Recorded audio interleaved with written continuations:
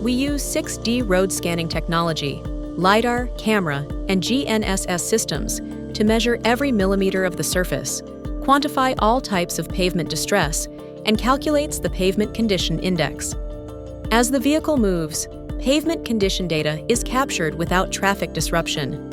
Pavement Condition Index, or PCI, identifies and quantifies up to 19 distinct distress types for asphalt pavements, and 19 for concrete in one quality measure. Each distress contributes to an objective, repeatable quality score.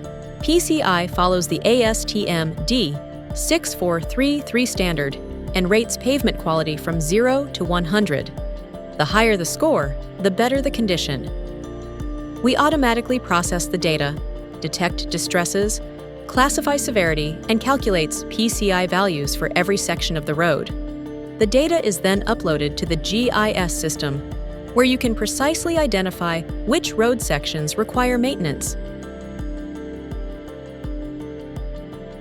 Results are displayed visually, from excellent to poor, helping decision-makers prioritize repairs and plan maintenance with confidence. From data to decisions, learn how we can support your road management.